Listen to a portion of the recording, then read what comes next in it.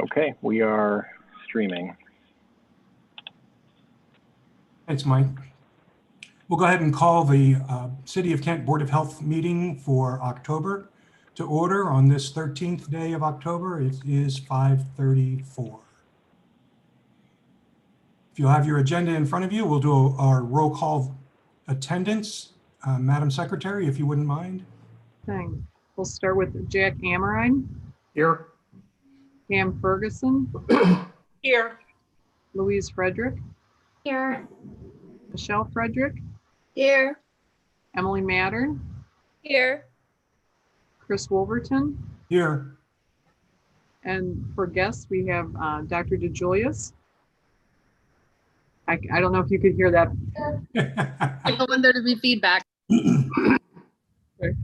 And then in terms of staff, it's Mike Angulano and myself. Great, thank you very much. So we have a quorum. We'll go ahead and do business. Is there a motion to approve the minutes of the previous meeting? So moved. Is there a second? I second. Thank you, Michelle. Is there discussion, corrections, amendments that need to be made on the minutes? Hearing none, all in favor of the motion to accept the minutes, please say aye. Aye. Aye. Opposed, nay. Motion carries. Thank you very much. Technically, Dr. DeJulius, you're our guest, so if you would like to have any comments? I just walked out of the clinic and into the health department, so I don't have any comments right now, except, are you in Washington, D.C.? I am. Okay, well, excelling as always. Oh, yeah, I don't know about that, but. Yay. So we'll go ahead with the statistical report for September, which is in your packet. Joan, you have any comments on that? No, I think that it's the same as before. The things that are lower than expected are due to COVID activities and the limits that has placed on us. I would note that solid waste tickets have gone up because we have had multiple complaints from community members as students move in and out and turn over housing. And so I think that that's reflected in a statistical report as well. As the department is allowed to keep a certain amount of overpayments. We don't give cash back when people overpay. So you'll notice that in miscellaneous and overpayments and the convenience fees as well for when they use their credit card, we have to cover that cost. So you'll see that. And again, the MAC claiming is down a bit this year or this last quarter as well. And again, I think that's because of the change in how we do the MAC claiming and that it is in fact nothing else really stands out to me there unless there's any questions. Questions on the statistical report? All right, thank you, Joan. We'll move on, excuse me, to the Health Commissioner's report. So we'll start with a COVID-19 update. And I know that people are so tired of hearing about COVID, but it is really what's occupying the preponderance of our energies.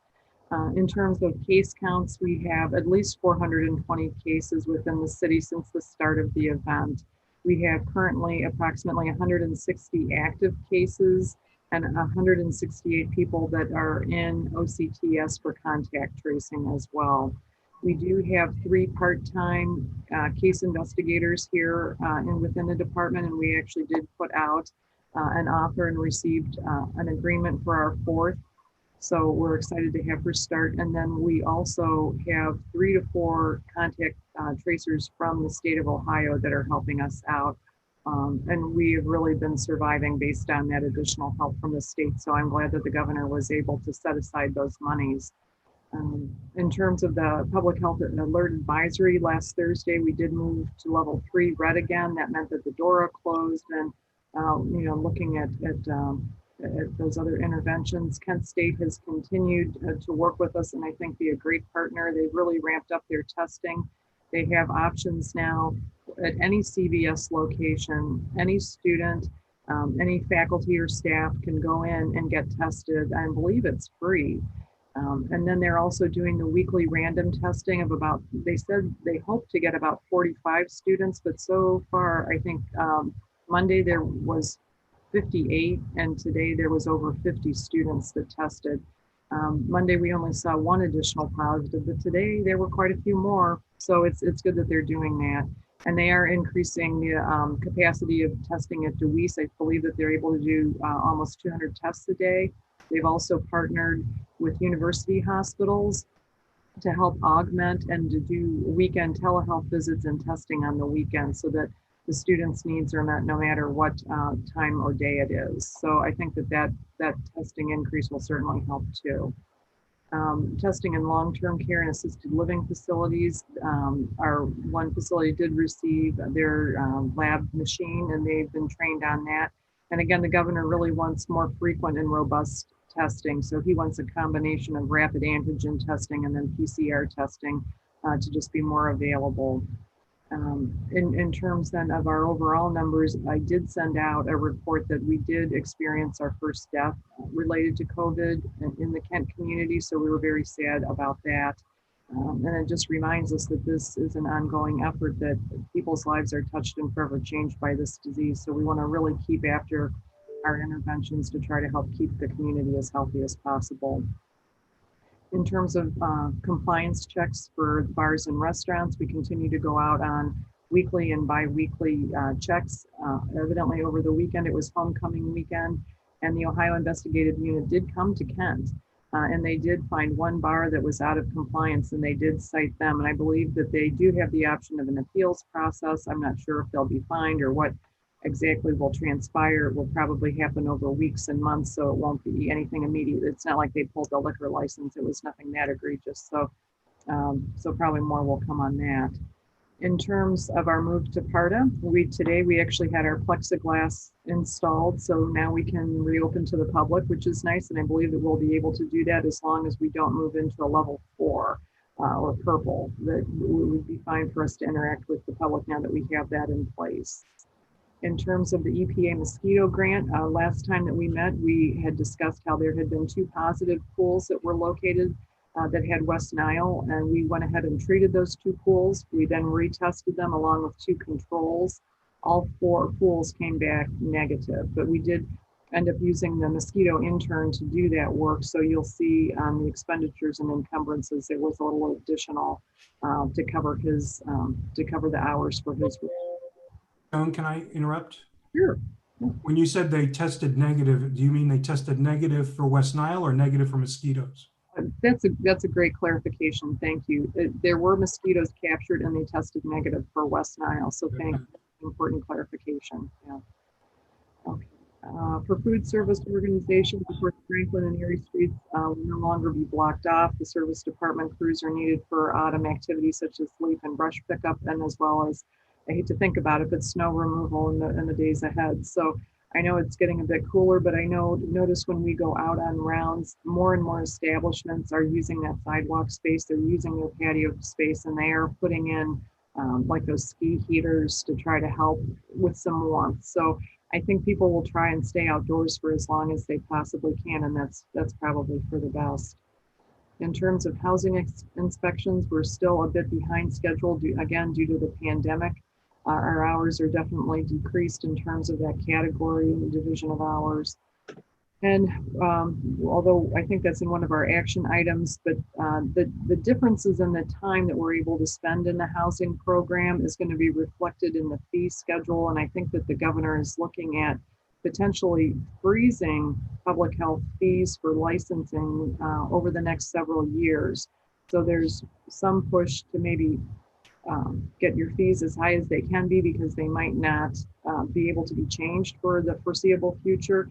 But at the same time, we want to be very cognizant of the fact that this has been such a burden to the business owners downtown. We don't want to raise fees to an exorbitant amount, and we don't know what the future holds. So, but we can talk more about those housing inspection fees in the action items.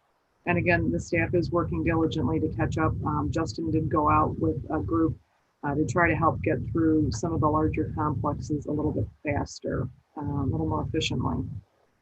In terms of pool inspections, as we noted last meeting, there was a problem pool that we were very concerned that we might have to ask the board to close, but they went ahead and closed for the end of the year at any rate anyway. But I think that that's going to be a problem pool area, and that we're just going to have to keep an eye on that and make sure that the staff has the proper training and that they know what to do. But that is a large amount of time expenditure for Justin to go out and try to train these individuals how to take care of their pool and how to do the maintenance, when really it should be the building, facility should be taking on some of that. Or if they can't manage it, if the individuals that they have assigned to that program can't handle it, then maybe they need to look at hiring an established pool firm to come in and do that work with them. So we'll look for that, but that's when the weather turns nice again. And then in terms of body art, again, limited inspections due to COVID, but typically Justin tries to work through most of those in December. So for now, that's the end of my report, unless there's any questions. Questions for Joan? Back to the COVID, I know she brought it up in regards to the Kent State and the faculty and the students. All of those testing sites, Dewey's and the Kiva and CVS, do require appointments. Right. So, but for CVS, like off-site, they can make those appointments, but they can go, and I believe that they're free, correct, Michelle? If Well, you're it is reimbursed through Kent State, so all of that is paid for as long as you have a Kent State ID. But all of the places of testing do require appointments. right, there's, except for the pop-up testing sites, there's really no walk-ins for any. Yeah, and I know that I think you have on your website that Stanton is having the pop-up this weekend. Correct. Then that's the other thing I should have actually put in the report. Yes. Okay. So we're partnering with Kent State University, the City of Kent, and actually many other partners are donating different pieces of materials that we need to help make this possible. The Kent Fire Department is really stepping up and support this. Of course, the Kent Police Department as well. So we invited the National Guard to come and do free testing. This is open to anybody in the community. This is one testing site where you do not need an appointment. You don't have to have symptoms, and you don't have to have a doctor's prescription. You just have to drive up in your car. You don't have to get out of the car when we'll do the test and get the results back to you, hopefully within 72 hours of them being received by the lab. So yeah, so there's a lot of work going on in the department right now to finish out the logistics and the planning for that event too. Other questions for Joan? I have a couple, if you don't mind, Joan. You mentioned that you saw there was an increased number of positives at Kent State. Were you implying that they had really rapid turnaround for test results? You mean in terms of the options of testing? No, in terms of when the positives showed up. I mean, it sounded like the CVS testing seems to be very quick when they do it at the Kiva. If they have those results, and they get them to me very, very fast. So I know It is 15 minutes. Yeah. The results come back to you in 15 minutes when you go to the Kiva. My husband just went at 4 o'clock. He got a negative test. But yeah, it took him about 35 minutes total, and he had his results. so that's the colorimetric antigen test, Michelle? I'm not sure because he isn't home yet, but he made a 4 o'clock appointment because I have a positive person in my household right now Okay. who got a positive from Cleveland Clinic last night. So we are all getting tested. I was tested today at CVS, but I won't get results for 2 days. And my husband got to go to Kent State. His results were in 15 minutes. And then my daughter goes tomorrow. I believe when I spoke with Deweese about that, they said it was a real-time PCR test. So it's a confirmatory test, because that was my concern, is that I'm going to get these positives, but they're going to need to have a PCR test. But I was assured that this was a confirmatory test in 15 minutes. Wow. That's almost unheard of for PCR in 15 minutes. Okay.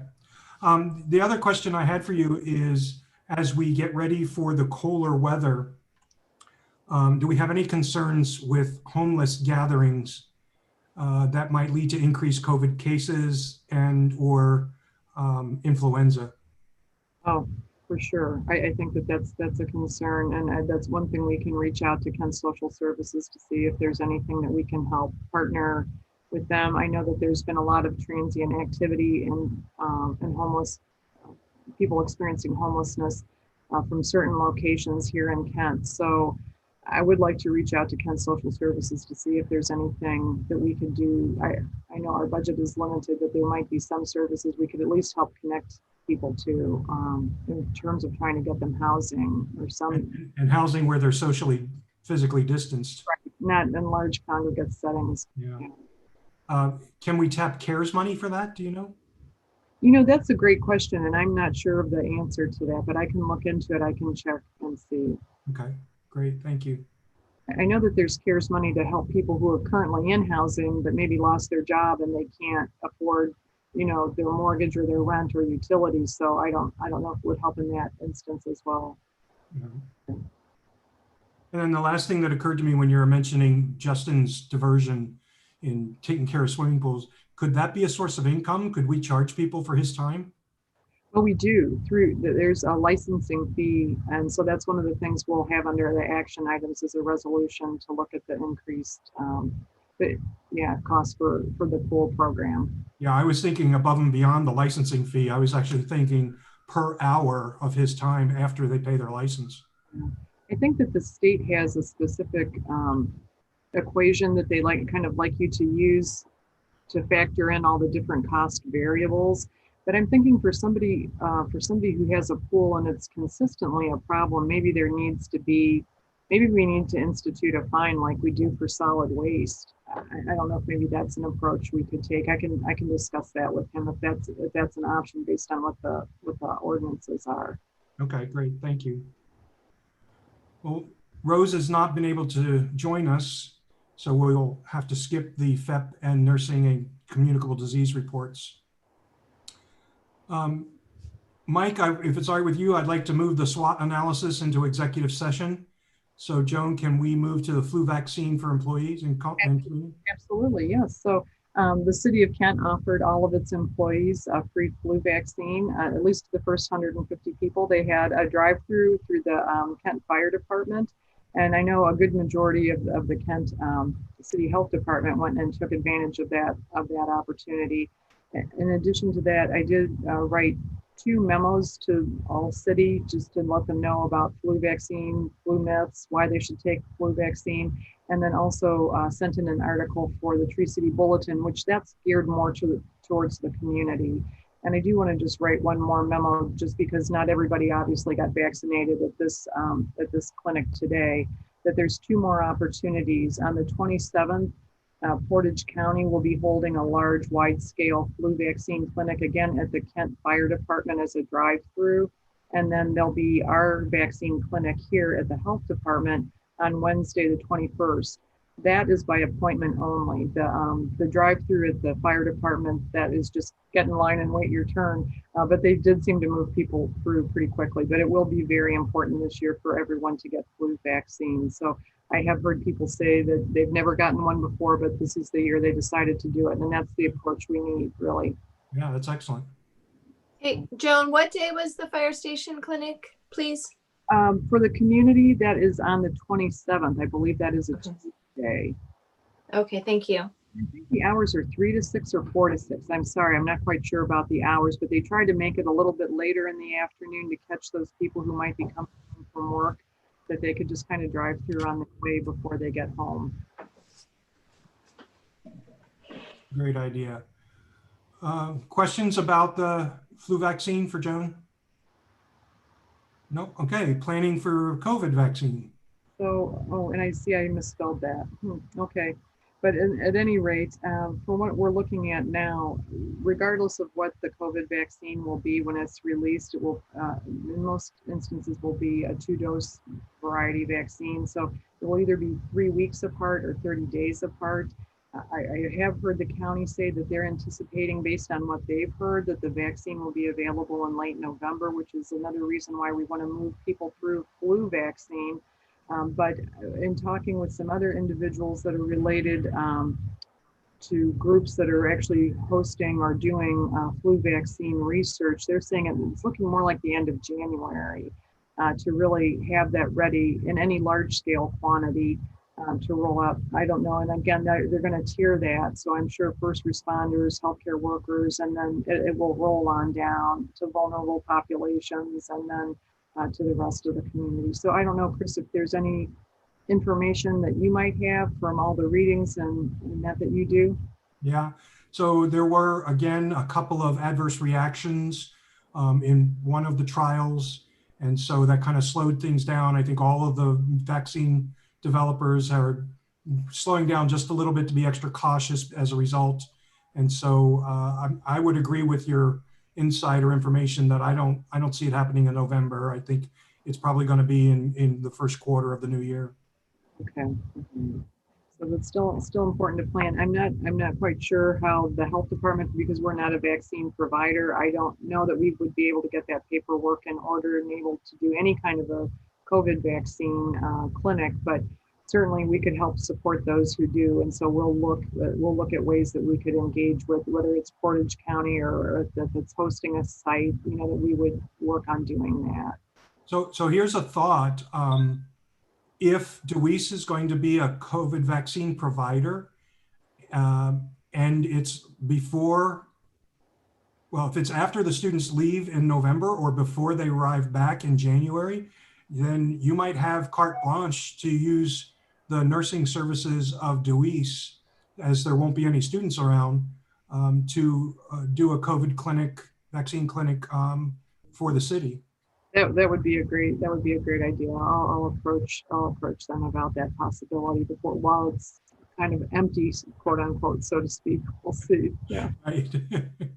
And again, I know I did reach out to the president of UH Portage Medical Center, and he said the space is still available. If there's some way we can hold either a testing clinic or a vaccine clinic, that he would, be willing to work with us on letting us use that space. So I think that that's another option too, at least in terms of logistics, what might work easiest.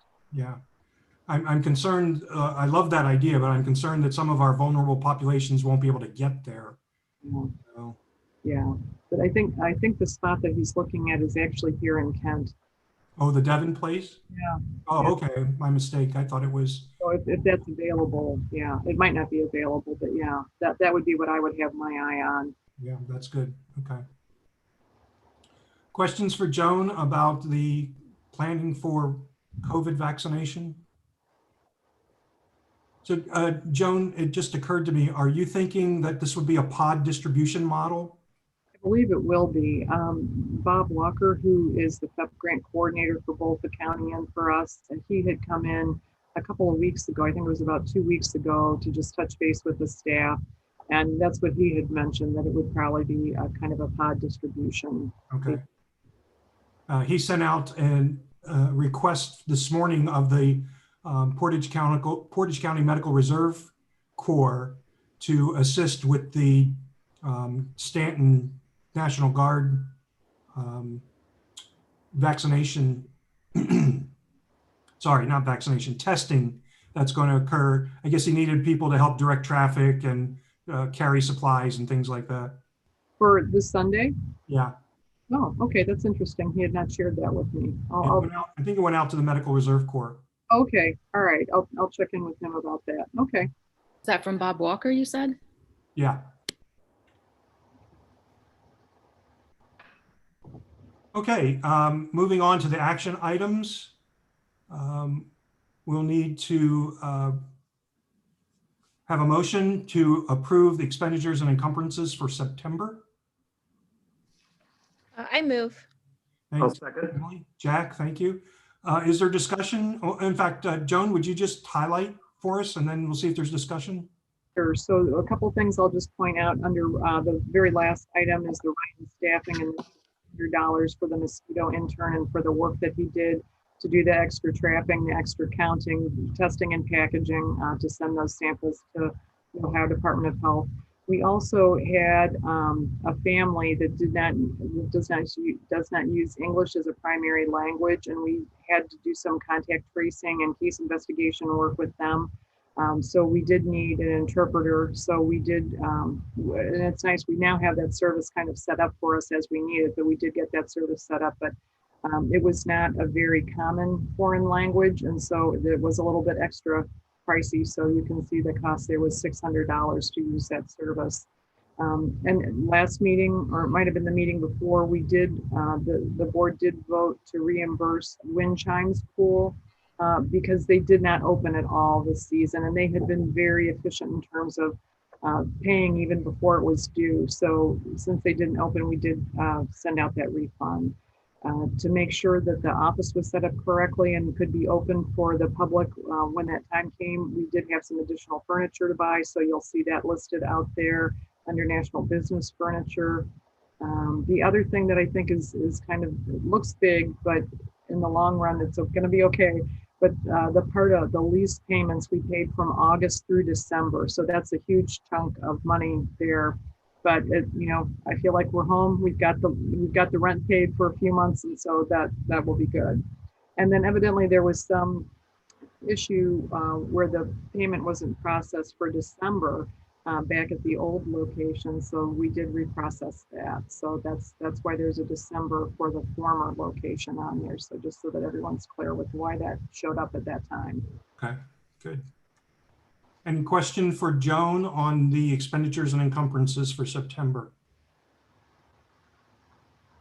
If not, all in favor of the motion to approve, say aye. Aye. Aye. Opposed, nay. Motion carries. Thank you. Joan, before I forget, I just looked up while you were speaking, sorry. The announcement from Bob, it was not for the COVID testing. I'm sorry, I misspoke. It was for the flu clinics. One on Thursday, that he's offering October 13 through the 21st with clinics starting at 3 p.m. and going until later in that evening. Yeah, I think that they divided up Portage County into 4 quadrants, and they picked a fire station in each one of those quadrants. And I think that's, yeah, okay, that makes sense. Okay, I apologize for that. I was thinking you're getting extra help on Sunday. Too many things running through my head. All right, Joan, you want to take us through the resolution for food service operations fees? Sure. And so the first thing I'd like you to look at, I hope is in your packet, is the environmental health program fees cost analysis. So Justin worked this up, and it looks at 2019 compared to 2020, but then also on the lower table is the 2020, the current fees compared to the proposed. But then he also listed out the maximum fee that the cost analysis would allow. So just so that you can see that we did not push it as far as we could have. And I think that Justin has that cost analysis well in hand now in terms of what type of items we should be including and to what extent. And again, the risk classifications, there's 4 classes, but there's the under 25,000 square feet and then the over 25,000 square feet. So you can see that the costs go up. The vending stays the same. The fee that has to get sent to the state, that stays the same. There was a small raise in the temporary license, and then the what was the other one? The non-commercial temporary is also just went up just a nominal amount.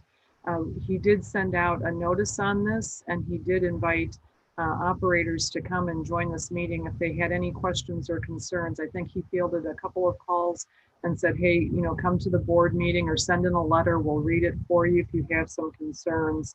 But again, we tried to raise the fees in order to somewhat match the costs that we have to put out, but yet not be so burdensome on the operators. Right. Well, are there any questions on those tables? Did you have a chance to review them? Okay. Questions for Joan on this? I remember when we talked about this last year, there were some places that Justin felt that he was doing maybe multiple inspections, but only billing it as one place because it was housed in the same building. but there was like multiple kitchens, multiple food lines. Has that been addressed at all, or has there been a solution for that? He decided that since this has been such a crazy year and the timing has been different and being able to get in to these places to do the inspections has kind of gotten thrown off or sidetracked a little bit. And just with the overall decrease of people eating out and dining in, that he didn't want to make any other changes at this time. I know at one point he had actually also considered when people have plan revisions to charge that by the hour to try to help, I guess, balance the cost of the time that he puts into these planning reviews when there's changes. But he said based on what's going on with COVID, he didn't think that that was prudent to do at this time. So I don't believe that that issue is thoroughly addressed at this point, just because this year has been so out of the ordinary. Okay, is there another question for Joan before we move on for a vote? So I believe that this would need to be read 3 times then, and we actually have time. He's gotten this ready ahead of time so that we would have the opportunity to read it 3 times and still have it pass. Correct. So this is, are there further questions for Joan before we move on? Okay, so this is resolution 2021-001, a resolution increasing the local license fees for food service operations and retail food establishments in the Kent City Health District. And you'll see in the resolution the table that we just reviewed from the EHS report. So is there a motion to approve this resolution? So moved. Thanks, Pam. Is there a second? Second. Thank you. So Louise, the way we do these resolutions is this is what I call a voice vote. So we have to identify ourselves and then give our vote. So Madam Secretary, would you call the roll for vote? Absolutely, I'd be glad to. Amorine, Yes. Ferguson, Yes. L. Frederick, Yes. M. Frederick, Yes. Mattern, Yes. Overton. Yes. So this is the approval for the first reading of the resolution. We'll have to do this 2 more times at consecutive meetings. So thank you for the process and for the approval. We're going to move on now to a similar issue with the pools and spas. Joan? So for pools and spas, there is also a table that Justin had put together that shows the 21 proposed fees and then what they could have been in the difference, and then compares it to years in the past. So pool and spa fees have not been increased since 2018, and the proposed fee increase is $50. So that's kind of where that stands. Okay. Questions for Joan on this report and resolution? So this is a resolution 2021-002, a resolution increasing the local license fees for swimming pools and spas in the Kent City Health District. And note down under the resolution, it's resolved that the local license fees increase to $475 per individual public swimming pool, individual public spas, and individual special use pools during the 2021-2022 licensing year. Is there a motion to approve? I motion to approve I'll the second. increase. Thank you, Michelle and Jack. Any discussion on the motion to approve this resolution? Hearing none, Madam Secretary, would you please call the roll? Absolutely, thank you. Amorine, Yes. Ferguson, Yes. L. Frederick, Yes. M. Frederick, Yes. Mattern, Yes. Wolverton. Yes. Thank you all. Again, appreciate your willingness to do this. Again, that'll need to be read 2 more times and voted upon in consecutive meetings. We'll move on to the third resolution, increasing the local license fees for body art. Joan, you want to take us through that? Sure. And so again, the very bottom of the page is the body art program table with the proposed fees and compared to what they've been from 2014 through 2020. And then also shows the maximum allowable fee that the cost analysis could allow. And you'll see that we're far short of that. We are one of the lower rated licensing fees, but we do have a proposed increase of $150 for tattoos and combined operations, a $250 increase for body piercings only, and an increased time limited events to $50 with planning review increases of $100. So that's all listed out there in the table. And it's also within the body of the resolution as well. Okay, so you've heard the resolution, but you'll see in the body of the resolution that it be adopted that annual licensing fees for 2021, single tattooing services, $450, body piercing services only, $450, combined body art services, $450, time limited license of $100 per day of operation, and a plan review fee of $200. Madam Secretary, would you call the roll vote? Sure. Amorine, Yes. Ferguson, Yes. L. Frederick, Yes. M. Frederick, Yes. Mattern, Yes. and Wolverton. Yes. Okay, thank you. This is the third resolution that'll be in our packet for next month to repeat the vote. All right, that completes our action items. Is there anything left for the good of the order that the board would like to bring to our attention? Hearing none, I would like to call an executive session. So may I have a motion, please? So moved. Thank you, Pam. Second. Second. Thank you, Em. Is there discussion?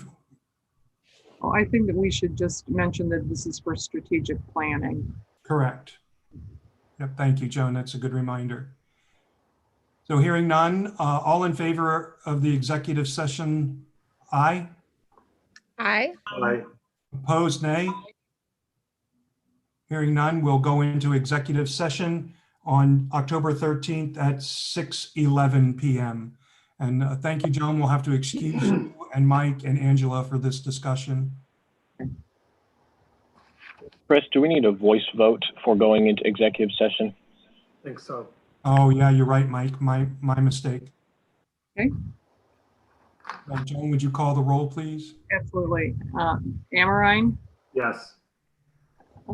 Ferguson, Yes. M. Frederick. Yes. Oh, sorry, went out of order. L. Frederick, Yes. Wolverton, Yes. and Mattern. Yes. Okay. You're keeping us honest, Joan.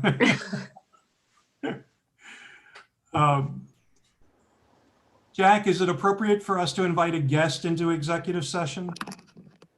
I don't think so. We've never done it in city council before. Now, management we've had in exec sessions. So is Joan considered management? Yes. Okay, Joan, would you like to stay for this? Sure.